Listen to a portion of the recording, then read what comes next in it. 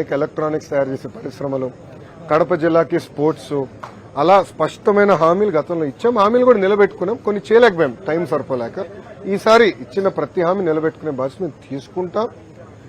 అన్ని జిల్లాలు సమగ్ర అభివృద్ధి చేసే బాధ్యత కూడా తెలుగుదేశం, జనసేన, భారతీయ జనతా పార్టీ ప్రభుత్వం తీసుకుంటాం.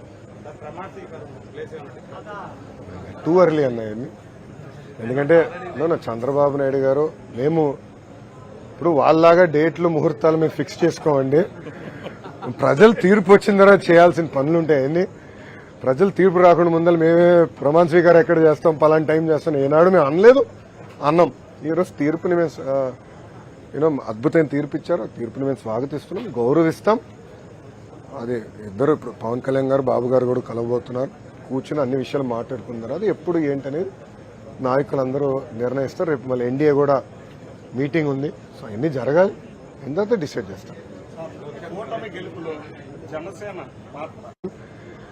కలిసికట్టుగా పనిచేశాం. మీరు చూస్తే 21 సీట్లకి 21 సీట్లు జనసేన పార్టీ గెలిచింది. 10 ఎమ్మెల్యే సీట్లు 8 స్థానాలు భారతీయ జనతా పార్టీ గెలిచింది. తెలుగుదేశం పార్టీ కూడా ఇప్పుడు రాని విధంగా మాకు వచ్చిన మెజారిటీ స్థానాలు మేము కూడా కైవసం చేసుకుంటాం జరిగింది. కలిసికట్టుగా మేము ప్రయాణిస్తాం. ప్రజలు ఒక బాధ్యత పెట్టారు మా పైన. 3 పార్టీలు కలిసికట్టుగా పనిచేయాలి. దారి తప్పిన రాష్ట్రాన్ని సరైన దారిలో పెట్టాలి. గతంలో ఈ ప్రభుత్వం చేసిన పొరపాట్లని మేము చేయకూడదు.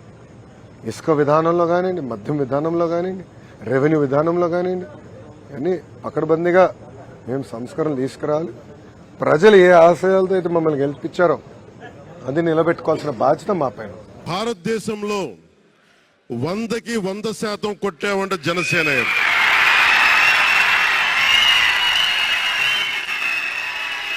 100కి 100.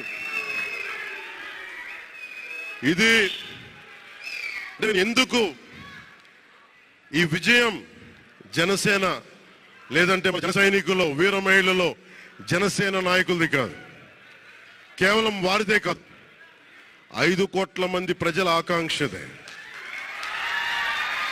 మార్పు కావాలి.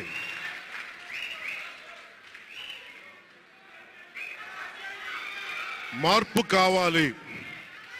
పాలన మారాలి. ఇవన్నీ చాలా మంది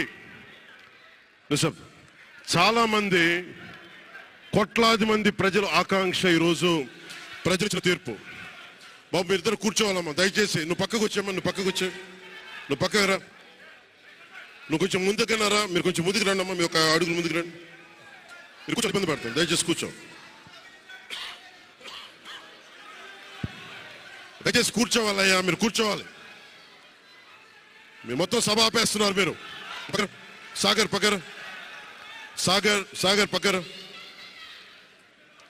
ఇది మనందరికీ చాలా జాగ్రత్తగా ఉండాల్సిన సమయం. ఇది కక్ష సాధింపుల సమయం కాదు. ఇది ఆంధ్రప్రదేశ్ భవిష్యత్తుకి బలమైన పునాది వేసే సమయం. అది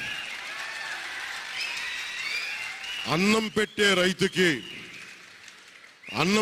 రైతుకి అండగా ఉండే సమయం. ఇది రక్షణ లేని ఆడబిడ్డలకి రక్షణ కల్పించే సమయం. ఇది ఆడబిడ్డల్ని, మహిళల్ని వారి కాళ్ల మీద వాళ్ళు నిలబడగలిగేలా చేసే సమయం. ఇది నేను ఈరోజు ప్రభుత్వ ఉద్యోగులు కూడా మాటిస్తున్నాను.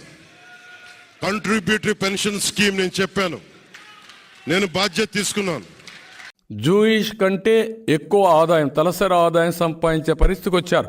అప్పుడు నువ్వు గోళీలాడుతున్నావో ఏమంటే ఏం చేస్తున్నావు తెలియదు. అప్పుడు 96లో నువ్వు మాట్లాడడం ఏంటి? నేర్చుకో.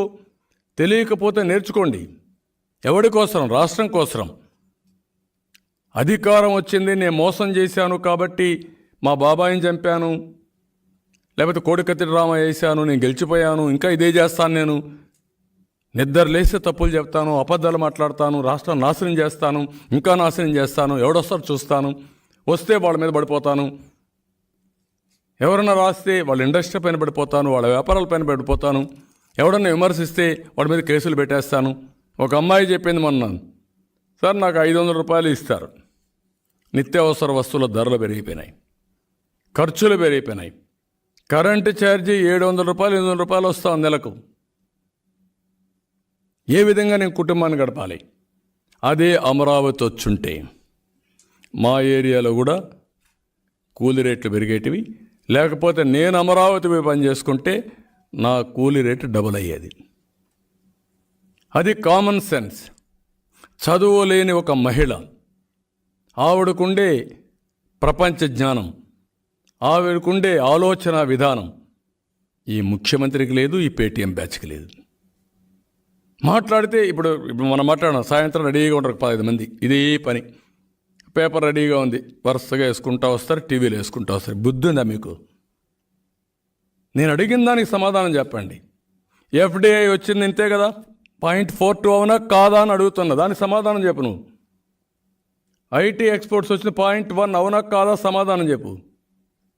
గ్రాడ్యుయేట్స్ అన్ఎంప్లాయ్మెంట్ అడిగాను, దానికి సమాధానం చెప్పు. ఆల్ ఇండియా లెవెల్లో 0.36 ఉంటే 17.23 ఉంటే ఆంధ్రప్రదేశ్లో 35.14. దీనికి నువ్వు బాధ్యత ఉందా లేదని అడుగుతున్నా, సమాధానం చెప్పమంటున్నా. అందరికీ హాయ్ అండి. నేను మీ హైపరాది పిఠాపురం ఎమ్మెల్యే గారి తాలూకా. ముఖ్యంగా ఇంకా ఈ ఓటేసిన గుర్తు పోకముందే కూటమికి గుర్తుండిపోయే విజయాన్ని అందించినటువంటి ఆంధ్రప్రదేశ్ ప్రజలందరికీ కూడా చాలా చాలా చాలా పెద్ద థ్యాంక్ యూ. 10 సంవత్సరాల నుంచి ఎన్నో అవమానాలు, ఎన్నో తిట్లు, ఎన్నో కష్టాలు ఇవన్నీ భరించి ఒక్కడే తన సొంత డబ్బుతో ఎవరి సహాయం లేకుండా ఒక పార్టీని నడిపించి ఏ పదవి లేకపోయినా సంపాదించిందంతా సహాయం చేసిన పవన్ కళ్యాణ్ గారి కష్టానికి ఈరోజు సరైన ఫలితం దక్కినందుకు, ముఖ్యంగా 70,000కు పైగా మెజారిటీతో ఆయన్ని గెలిపించిన పిఠాపురం ప్రజలకి, అలాగే ఆయన అనుకున్నట్టు కూటమిని ఈ స్థాయిలో నిలబెట్టిన ఆంధ్రప్రదేశ్ ప్రజలందరికీ కూడా థ్యాంక్ యూ సో మచ్ అండి. ముఖ్యంగా ఈ గెలుపును అందరూ పాజిటివ్ వేలో జరుపుకోవాలని మనస్ఫూర్తిగా కోరుకుంటున్నాను. ఎందుకంటే మనల్ని మోసం చేసిన నాయకులను విమర్శించండి, అలాగే ఆడవాళ్ళని కూడా చూడకుండా ట్రోల్ చేసినటువంటి సోషల్ మీడియా వాళ్ళని విమర్శించండి. కానీ ఎవరైతే సగటు కార్యకర్తలు ఉంటారో వాళ్ళని మాత్రం ఎవ్వరూ ఏమనకండి. ఎందుకంటే వాళ్ళు కూడా మనలాంటి వాళ్ళే, గెలిస్తే ఆనందపడతారు, ఓడిపోతే బాధపడతారు. కాబట్టి అలాంటి వాళ్ళ జోలికి వెళ్లకుండా మన గెలుపుని హ్యాపీగా పాజిటివ్ వేలో చేసుకోవాలని మనస్ఫూర్తిగా కోరుకుంటూ థ్యాంక్ యూ. నా రచ్చబండలో మాట్లాడుకుంటున్నాం. గత నెల రోజులుగా మనం అందరం రెగ్యులర్గా కలుస్తున్నాం, మాట్లాడుకుంటున్నాం రచ్చబండల్లో. నేనేం చెప్పాను, మే 14వ తారీఖు వైఎస్ఆర్ కాంగ్రెస్ పార్టీ మృతి చెందింది, జూన్ 4వ తారీఖు పెద్ద కర్మ అని చెప్పడం జరిగింది. నేను చెప్పిన దానికి ఏమైనా తేడా ఉందా? ఏ రోజైతే నన్ను తీసుకెళ్లి వాడు చంపాలని చూశాడో అదే రోజు ఎన్నికలు ముగియటం అనేది దేవుడి సంకల్పం. ఎందుకంటే 13 ఎలక్షన్ అయింది, 14 గంటలు అనుకోవచ్చు, కానీ చాలా చోట్ల పోలింగ్ 1 గంట 2 దాకా జరిగింది. సో 14కి ఎక్స్టెండ్ అయింది. విపరీతంగా జనం ఓట్లేశారు, కసితో ఓట్లేశారు. ఇవాళ అనుకున్నట్టుగానే మరి చివరికి 10 మిగులుతాయేమో కూడా చెప్పలేం. మెజారిటీలు కూడా మనం మాట్లాడుకున్నప్పుడు మీకు ఎంత మెజారిటీ వస్తుంది అనుకుంటే ఉండిలో ఇంతకు ముందు ఎప్పుడూ రానంత మెజారిటీ వస్తుందన్న, గుర్తుందా మీకు? అప్పుడు గతంలో 38,000 హైయెస్ట్, అది దాటుతుంది అనుకున్నాను. కానీ ఇలా 60కి చేరువలో ఉంటామని అయితే నేను ఎక్స్పెక్ట్ చేయాలి, నిజం చెప్పుకోవాలి. ఇదంతా చంద్రబాబు నాయుడు గారి, పవన్ కళ్యాణ్ గారిల కష్టం, చంద్రబాబు నాయుడు గారి కష్టం, కళ్యాణ్ గారి త్యాగం కలగలిపిన విజయం. ఇవాళ మనకు వచ్చిన ఈ విజయం, దీనికి కేంద్రంలో ఉన్న భారతీయ జనతా పార్టీ సరైన సమయంలో అండదండలు అందించడం ఎంతో ఆనందదాయకం. 2.5 సంవత్సరాలుగా ఈ 3 పార్టీలు కలుస్తాయి, చివరిలో భారతీయ జనతా పార్టీ కలుస్తుంది అని నేను చెప్పిన చూసి ఒకే ఒకటి, నేను ఎంపీగా పోటీ చేయకుండా ఎమ్మెల్యేగా పోటీ చేశాను, అంతే తేడా కూటమి తరఫున. అంతకుమించి నేను చెప్పిన విషయాలన్నీ కూడా జరిగినాయి. కానీ అందరికీ మరి అనుకున్నవన్నీ జరగవు. కానీ ఒక మంచి పర్పస్ కోసమే నా ఈ మార్పు జరిగిందేమో అని చెప్పి నేను కూడా అనుకుంటున్నా. ఈ గొప్ప విజయానికి కారణమైన చంద్రబాబు నాయుడు గారికి, కళ్యాణ్ గారికి, అలాగే అద్భుతమైన సహకారాన్ని అందించిన నా ప్రజలకే కాకుండా మీడియా మిత్రులకు, ముఖ్యంగా మీ అందరికీ కూడా నా హృదయపూర్వక ధన్యవాదాలు తెలియజేసుకుంటున్నా. మరి ఒకే ఒక్కడు రవిప్రకాష్ అండ్ కేకే. మరి వాళ్ళనైతే ఒప్పుకోవాలి. చాలా కరెక్ట్ ప్రిడిక్షన్ 150 దాటుతాయని చెప్పి వాళ్ళిద్దరూ చెప్పారు. మిగిలిన వాళ్ళందరూ కూడా పాపం దురదృష్టమో లేకపోతే వాళ్ళ అఫిలియేషన్లో whatever be by the reason దారుణంగా దెబ్బతిన్నారు. అతి దారుణంగా దెబ్బతిన్న ఒక పనికి మాలిన దరిద్రుడు ఎవడన్నా ఉన్నాడంటే వేణు స్వామి గారు. వాడికి నా గెలుపుని కానుకేస్తాను ఓడిపోతానని చెప్పాడు. అప్పుడే చెప్పా, అమ్మయ్య నువ్వు ఓడిపోతానని చెప్పావు అంటే నా గెలుపు ఖాయమైందిరా బాబు అని చెప్పాను. జగన్మోహన్ రెడ్డి గారు ఇప్పటికైనా ప్రతిపక్ష స్థానం కూడా లేదు. సో ఆయనకి ఏ హోదా లేదు. ఆయన అసెంబ్లీకి రాడు. ఇంట్లో కూర్చున్నప్పటికీ కూడా దరిద్రపు ఆలోచనలన్నీ మానేసుకుని రాజకీయాల నుంచి విరమించి పిల్లలకు పెళ్లి చేసి మనవలు మనవరాలతో శాశ్వత జీవితం గడుపుకుంటే బెటర్. ప్రజా జీవితంలోకి ఇంకెప్పుడు వచ్చే ప్రయత్నం చేయొద్దు జగన్మోహన్ రెడ్డి. ఈ పార్టీ వరకు అయితే మేము క్రతువు కూడా అయిపోయింది. మళ్ళీ తిరిగి రాకుండా ఆత్మను కూడా పైకి పంపించేస్తున్నాం. దయచేసి రాజకీయాల్లోకి మళ్ళీ వచ్చి ప్రజల మనసుల్ని మరింత గాయపరుస్తుందని చెప్పి జగన్మోహన్ రెడ్డి గారికి నా హృదయపూర్వక విన్నపం. ఈ సందర్భంగా ఒకటి చెప్పాలి, రాజుగారు మిమ్మల్ని చిత్తకూర్చారు కదా, మరి ఏంటి పరిస్థితి అని.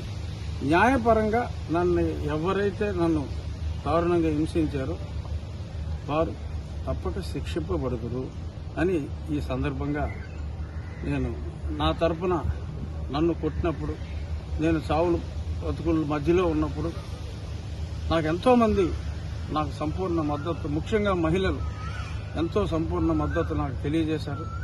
ఆ మహిళామణులందరికీ కూడా వన్స్ అగైన్ వాళ్ళ కాళ్ళకి వాళ్ళ పాదాలకి నేను నమస్కరిస్తూ, ఎంతోమంది వారి తలనీలాలు కూడా అప్పుడు సమర్పించడం జరిగింది.